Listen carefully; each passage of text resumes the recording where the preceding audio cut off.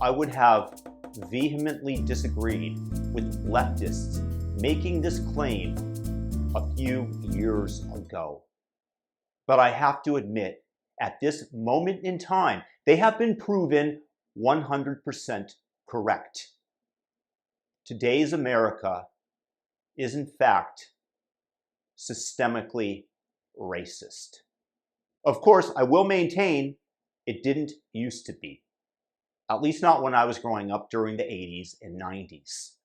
That's not to say, just because it wasn't a reality of my youth, that it doesn't mean America was not so in the past.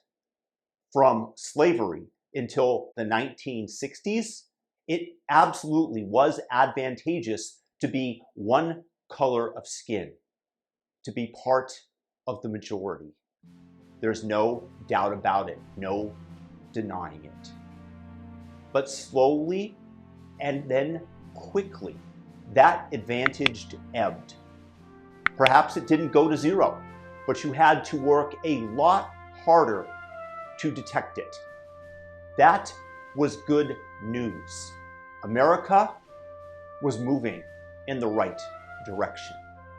But today's regressives have transported us into a feverish Ibram Kendi Nightmare on Elm Street scenario, where his ethos that the only way to fix racism of the past is with discrimination and racism today. And it's being played out upon us in real time as Ibram Kendi and his cohort of regressive leftists murders societies, improved racial relations over the last 40 plus years. Race matters, and we need to say so. And bring forth a new era of Jim Crowe. Let's call it Floyd Crowe. How does it manifest? Aramis Anderson said the last shall be first and the first shall be last. Black-only graduations. Segregated dorms in colleges at requests of blacks and their white progressive allies. Movie screenings for black audiences only, as took place at UCSB with Black Panther. Theaters in London where they demand the white gaze be avoided. Ongoing affirmative action for college admissions. Preferential racial hiring quotas once they're out of college that might bring incentivized corporations a better E.S.G score as they eschew merit in favor of race. Overlooking criminal acts by blacks. For example, charging 2 teenage boys with only misdemeanor trespassing charges after they allegedly stole a car and crashed it into another vehicle, killing a 6-month-old baby in Chicago. Trespassing charges for such actions? But if you're white, do you think that Manhattan's DA, Soros-backed Fat Alvin, would have charged Daniel Penny if he was black and the belligerent, threatening nutcase in the subway had happened to be white? You tell me. And it extends to civil law too, of course. A trainer at Equinox Gym in New York got fired after being late 47 times, 47 in 10 months. Well, you'd think, yeah, big deal, end of story. She deserved to get fired, right? Except she sued, claiming that she was fired for being a black woman and won $11.25 million. Say whatever you want. Explain it away like the leftists have, that other employees were supposedly late as well, and why weren't they fired? It does not matter. Number one, if you are late 47 times, that is grounds to terminate anyone. Anybody. Number two, if a white girl had been fired for being late 47 times? Could she have sued and claimed that she was terminated for being white? I asked leftists this on Twitter who supported the verdict, and every single one of them dodges the questions. Not one out of about 15 would answer. This is systemic racism, literally the legal system of the Jim Crowe South, where it was almost impossible for blacks to have blind justice in a place like Alabama. Under today's Floyd Crowe, blacks, as in this case, get preferential treatment. And it is absolutely creating enmity and backlash towards blacks from whites within America. And with it, we have a more divided society, which I think that we all find extremely unfortunate. And as an employer, I still don't want to discriminate against good and decent individuals. But game theory indicates it a statistically grievous error to hire anyone who happens to hold a trump card that would cancel out their fireable behavior, like for example, being late 47 times, and turning it into a civil rights matter where a woke jury siding with the poor, oppressed black person late 47 times, and the jury would smilingly, virtue signalingly, destroy my business and all that I have worked so diligently and hard to create. Just to show you how dastardly, how depraved, how virtue signaling this jury is and was with other people's money.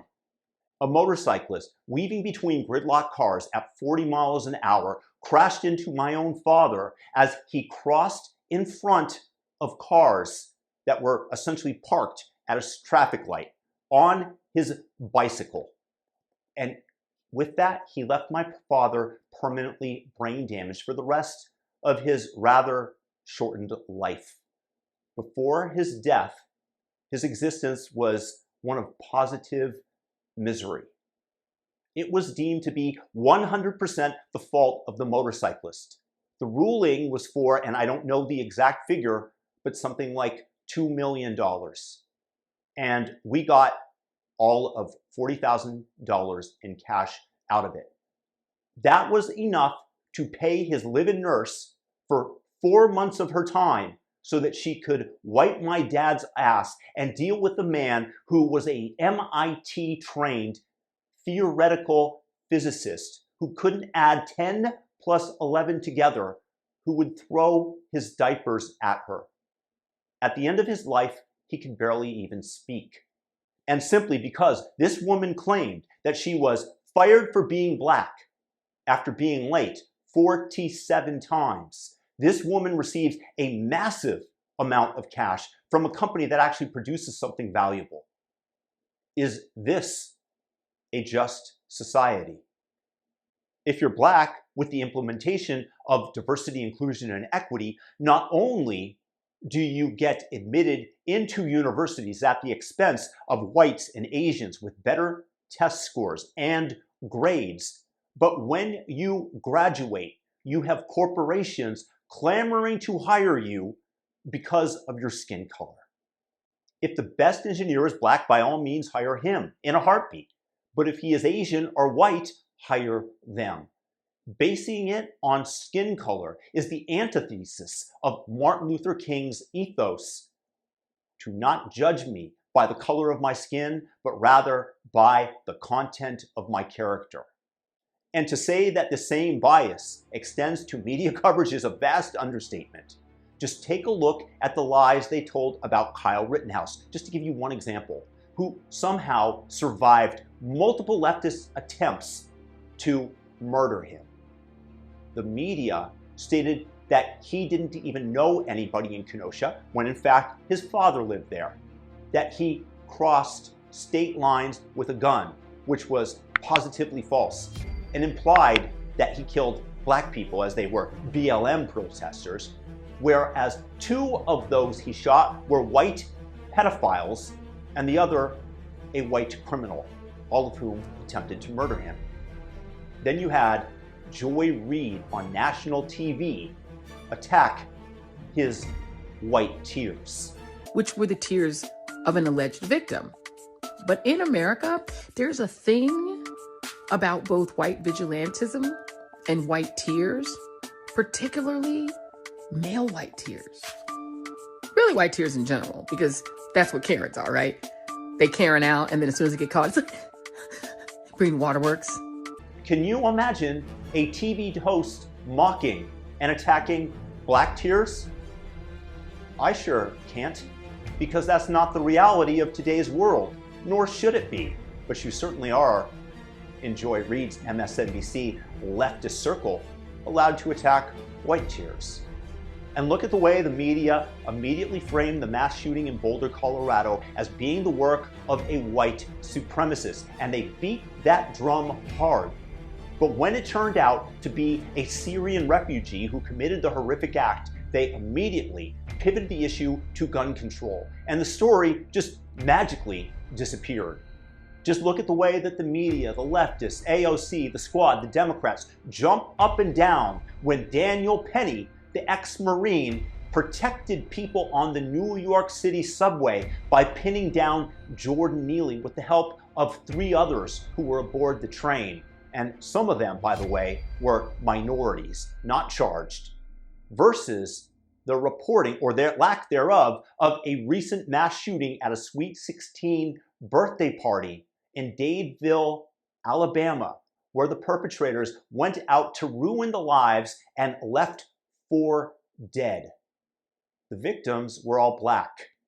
The shooters, the murderers, were all black as well. And you haven't heard of it. Am I right about that? Just look at the difference in reporting when you know that Daniel Penny's actions were not meant to hurt, but rather to protect. And yet, the Dadeville, Alabama shooting, if you've even heard of it, was out of the news in a day. And when do you ever hear specifics about the daily waves of shootings in Chirac that leave black bodies in their wake? I guarantee you the media bullhorns would be out there if the crimes were being committed by white people. But for some reason, it doesn't fit the desired narrative, so it goes unreported. Matter of fact, status quo, criminality in Chicago. And it goes to the tippy top of the government. Joe Biden told us that the only decision that he had made about the Supreme Court nominee before it was announced. I've made no decision except one. The person I will nominate will be someone with extraordinary qualifications, character, experience, and integrity. And that person will be the first black woman ever nominated to the United States Supreme Court. Could you imagine the uproar if he had stated that the only decision he had made is it would be a white male? Huh? And his administration tried to give out COVID aid money to restaurants and farms owned by blacks first. Imagine again, if he had said white first, totally different reaction by the media. And many jurisdictions, when the Pfizer vaccine was allegedly a godsend, tried to demand that the shots not be distributed by who's most at risk first, but rather for that injection to go into black arms before anybody else. Although, looking back on that, you could have some doubt that maybe it was just another Tuskegee experiment. Are we really that subverted by China, by Russia, who are inflaming racial tensions in the United States? Or is this a massive grab by corporations that want to promote division with their media arms so that we are at odds with one another, battling one another and distracted while they dip their massive hands into the giant taxpayer honeypot and printed COVID dollars? Those are the best explanations that I can come up with. And if you guys have one, by all means, leave it in the comment section. And also, maybe you can tell me why more people aren't speaking up about this. My theory is that they are not doing so because they fear being canceled by the oh so tolerant leftists who are implementing on behalf of, again, I don't know 100% for whom, this new Kendi nightmare of Floyd Crowe. But no matter what way you slice and dice it, the outcome is not a good one. Not for you, not for your neighbors, not for your family and friends, not for all of America. Because the truth is that our country has reverted and gone back to being systemically racist, only this time in favor of Black people. I truly wish that we could go back and live with the ethos that Martin Luther King told us in his I Have a Dream speech and ignore skin color entirely, that it makes no difference that you judge somebody based on their merit.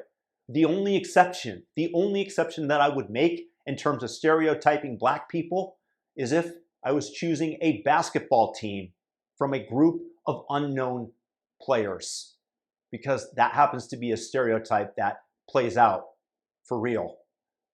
I guess that you could say that the Floyd Crowe purveyors got to me too. Let's end this nonsense. Let's go back to being blind as possible to skin color. It's not a pretty look, America.